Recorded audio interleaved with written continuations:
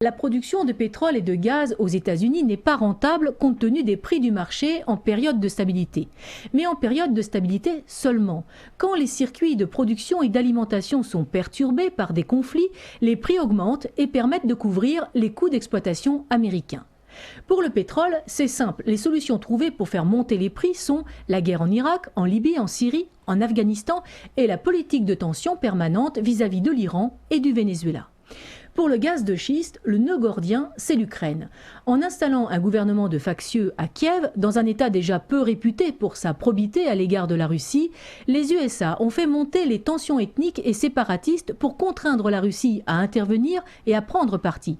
Bien que respectant les règles de droit international et la volonté des peuples, bien que ne déplaçant pas un seul blindé au-delà de sa frontière, la Russie est devenue l'agresseur, l'ours sadique qui mange les petits Ukrainiens et assassine les amis de Laurent Fabius et de BHL. Les médias occidentaux, plus efficaces qu'une division de blindés, se lancent alors à l'assaut et martèlent, à l'appui des déclarations des politiciens européens corrompus, on ne peut pas faire de commerce avec la Russie qui ne respecte pas les droits de l'homme. Une antienne répétée, martelée matin, midi et soir à la télévision, à la radio et imprimée à longueur de colonne de la presse écrite. Il ne faut donc plus acheter le gaz russe, entre autres, la solution est donc le gaz de schiste américain. Peu importe que celui-ci soit exploité dans des conditions dévastatrices pour l'écologie à cause de la fracturation hydraulique et pour les populations américaines qui vivent au-dessus des gisements. Peu importe qu'il soit vendu aux Européens plus cher que le gaz russe.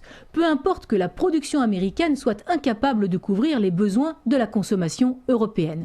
La solution est là, les droits de l'homme sont à ce prix. Quelles sont les conséquences de cette position irrationnelle, mais sans doute ô combien lucrative, pour les pseudo-élites européennes ? Vladimir Poutine se rendra en mai à Pékin avec les représentants de grands conglomérats industriels tels que Gazprom, Rosneft, Novatek et Rusal pour la signature de contrats énergétiques portant non seulement sur la fourniture de gaz par oléoduc terrestre, de pétrole par mer, mais également sur l'exploitation de gisements à Sakhaline et en Sibérie orientale. Conjointement à ces contrats sera étudiée la coopération russo-chinoise dans l'industrie houillère, en particulier sur l'exploitation conjointe de gisements de houille, sur les travaux de sous-traitance, les livraisons d'équipements, la construction de centrales électriques à proximité des mines de charbon et la possibilité de fourniture supplémentaire d'électricité à la Chine via des lignes à haute tension. La Russie et la Chine ont également convenu d'accélérer la construction d'une raffinerie et d'une usine pétrochimique à Tianjin. Le message est clair, la Chine a les moyens et les besoins de s'offrir la quasi-totalité de la production énergétique russe actuelle. Pourquoi la Russie continuerait-elle à fournir en gaz des pays qui lui crachent systématiquement dans la main qu'elle leur tend ? Nos civilisations, notre histoire, notre race ont beau être européennes, si la Russie doit tourner le dos à ses cousins pendant 25 ans, le temps qu'ils retrouvent leurs esprits et leur indépendance, elle le fera. Pour entretenir l'amitié, il faut être deux. Sur ce plan-là, au moins c'est vrai, la Russie seule ne peut rien faire.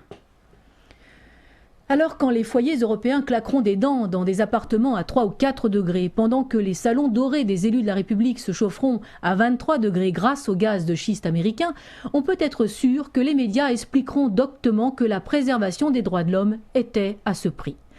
Les multinationales américaines se remplissent les poches. Les élus européens touchent leur commission. Les citoyens américains crèvent de la pollution. Les Européens de froid.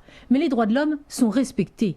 Les droits de qui, ça au final, on ne le sait toujours pas. Mais les habitants de Crimée et de Russie, eux, se chauffent et vivent normalement. Les couillons, comptez-vous.